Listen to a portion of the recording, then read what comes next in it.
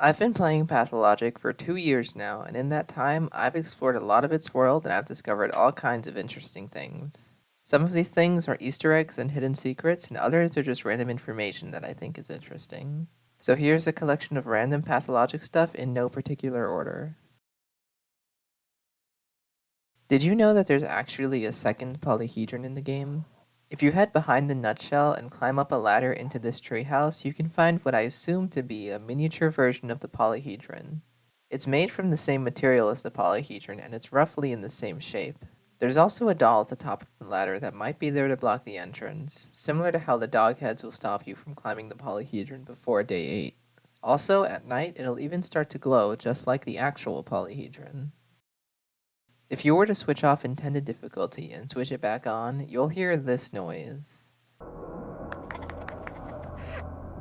If you've ever played the first Pathologic, you'll recognize this as the same noise that plays whenever your reputation increases.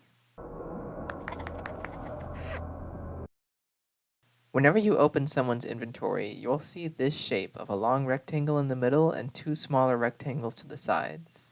Literally every NPC in the game shares the same inventory shape except for the army soldiers. You may not have ever seen the inventory of a soldier since they won't attack you unless provoked, and it's unlikely that you'll come across any of them dead since they're all armed. Anyway, here's what their inventory looks like. In the middle, instead of the long rectangle, it's a square and the pockets on the sides are the same. In the still water, next to the clock you can save at, is a map of the town. At first glance, this looks like a standard map, but if you look closer, something is wrong. Everything on this map is exactly where it should be, except for the station. On this version of the map, the entire district is mixed around. Murky's train car seems to be right next to the back entrance of the mall. Both of the buildings are turned and placed closer together, and the building where all the trains are is facing the warehouses instead of out into the steppe. Maybe this map is a relic from the game's development, and originally the station would have looked like this. For some reason, crimes committed in the mall don't affect your reputation in nearby districts. So if you're short on organs or supplies and don't mind missing out on the grocery store here, then feel free to kill and steal as much as you like.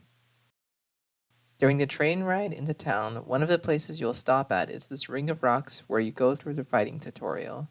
During your fight, you'll notice that the members of the kin are standing around watching you. Something I didn't notice for a while is that there are actually a few familiar faces in the crowd. You can actually spot Aspity and Nara standing here. While meeting with some of the town's bound, you might have missed some doors that you can actually interact with, such as this door in Capella's wing, which leads to a balcony. On day 2, Yulia will be here and you can add her to your bound list early. Besides for that, nothing else will ever happen on this balcony. Yulia also has a back door at the trammel, which leads to a spacious backyard. As far as I know, nothing goes on here. And lastly, I discovered this one recently. Lara has a back door which leads into the river. I think this one might also be a remnant from the game's development. Perhaps the boat nearby was originally supposed to drop you off here, and it was cut because going through 2 doors to get into town was tedious.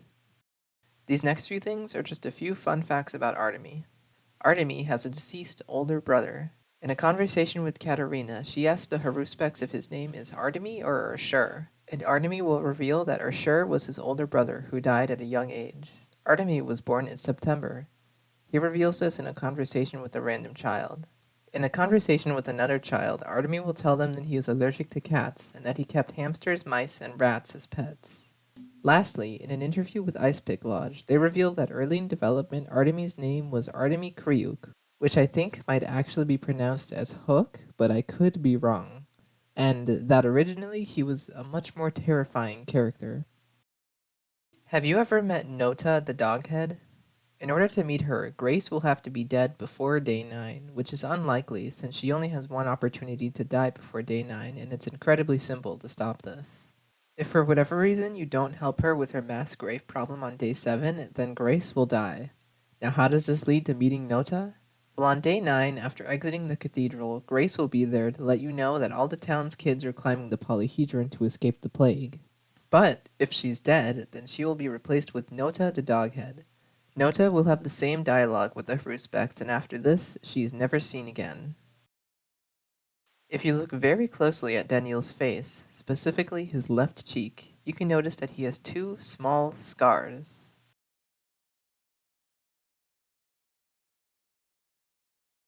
If you climb the floating staircase in the atrium, you can jump onto the roof of a nearby building, and on this building you can find a sitting doll. If you come to the same location while playing the marble nest, the doll will have a few candles next to it, and if you have a match, you can light them. Once the candles are lit, a bloody handprint will appear above the doll, and the song "Children Are Burying the Doll" will play. I wasn't actually able to get an accurate clip of this because, for some reason, I couldn't light the candles in the marble nest even though I had matches on me. When you first arrive in town, instead of entering the town, turn around and try to leave by following the tracks into the steppe. Eventually, you'll run into a tragedian. This tragedian will ask you why you're trying to leave and will tell you to turn around.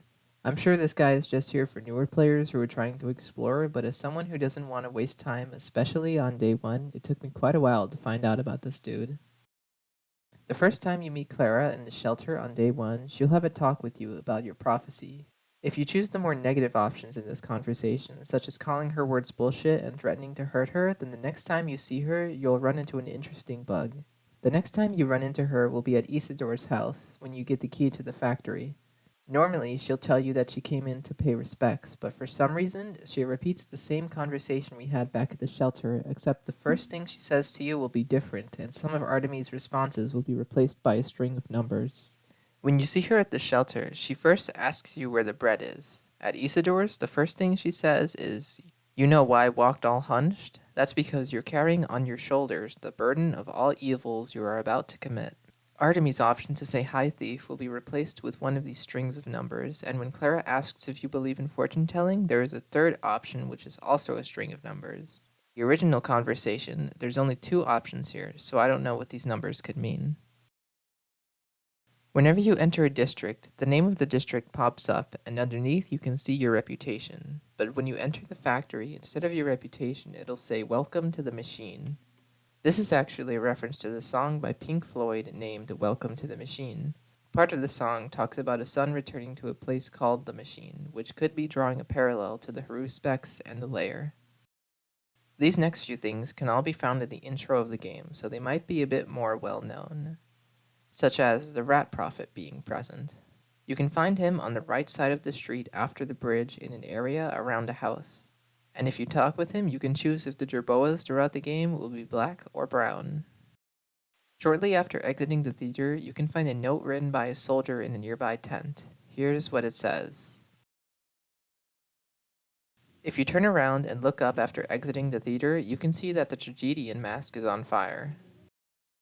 If you look inside the dead item shop at the end of the road, you can see that there's an Odong and a few other people in there.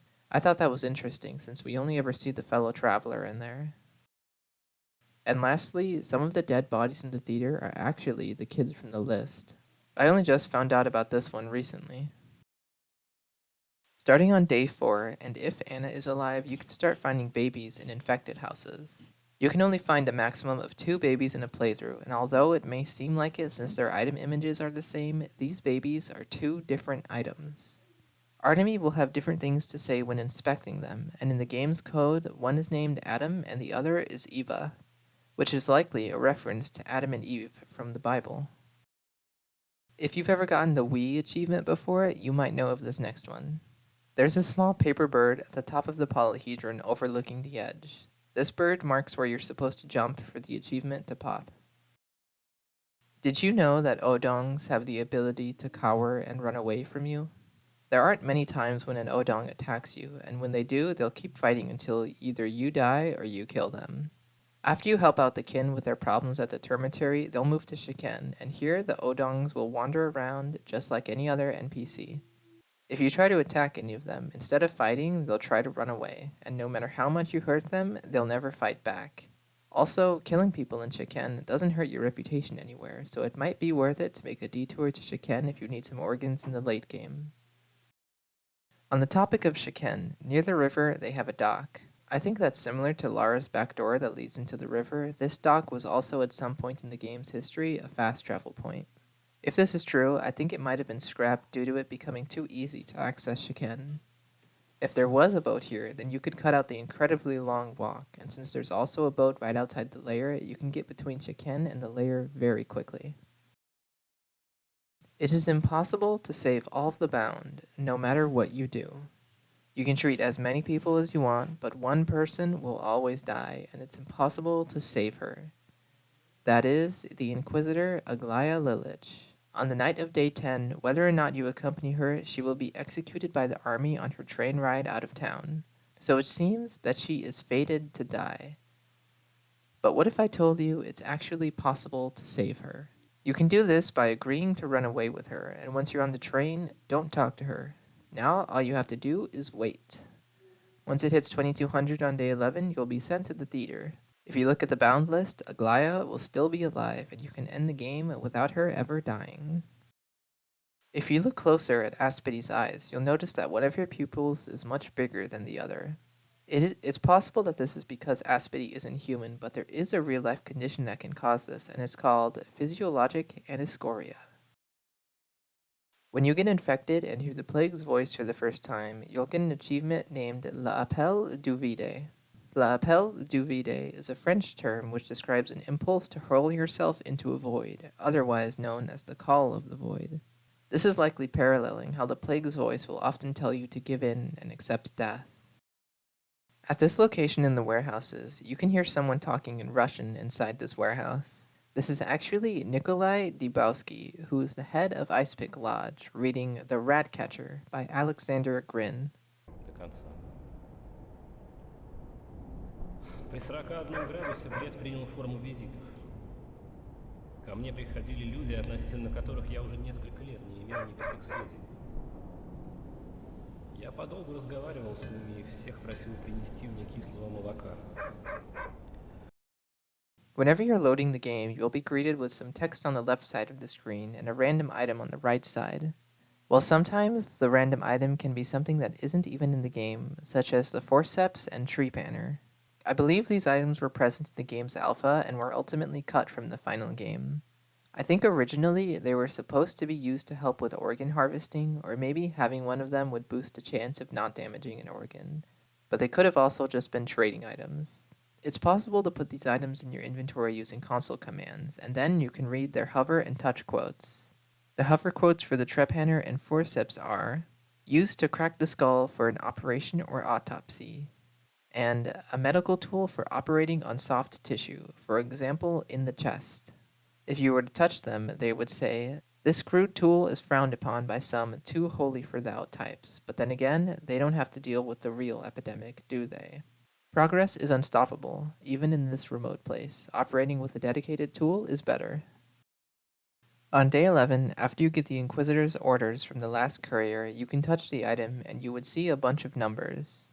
These numbers are actually a code in base 36 cipher, and when decoded, it reads, by the orders of the State Inquisition, I hereby declare the tower on the other side colloquially known as the Polyhedron, a peculiar structure occupying a tiny island in the River Gorgon, to be demolished for its crimes against humanity and its criminal hubris. Please find enclosed.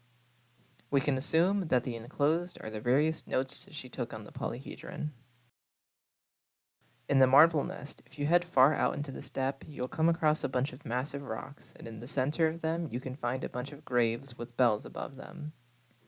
If you pay attention, you can even hear all of these bells making noise. I've only found out about this area recently, and I'm not that familiar with all the stuff in the Marble Nest, so I'm not sure if there's a point to this area. I just thought it was interesting.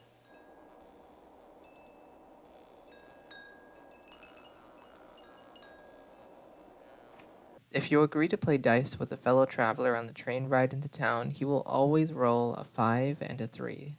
If you add 5 and 3, you get 8, which may be a reference to the 8th, as in the 8th name on Isidore's list. Well, that's it for this video. If you know of any more obscure things from Pathologic 2, leave a comment, and maybe one day I can make a part 2 to this video. I hope you enjoyed the video. Thanks for watching, and goodbye. In conversation with another child, Artemy will tell them that he is allergic to cats and that he kept hamsters, rice, and mice. I mean, rice. Imagine keeping rice as a pet. In a, in a conversation, okay. In a conversation with another child, Artemy will tell them that he is allergic to cats and that he kept hamsters, mice, and rats as. Fuck! In my head, I kept saying rice, and I thought I said it as rice. In a okay. In a conversation with art, in a conversation with another child. Oh my god, I can't go on.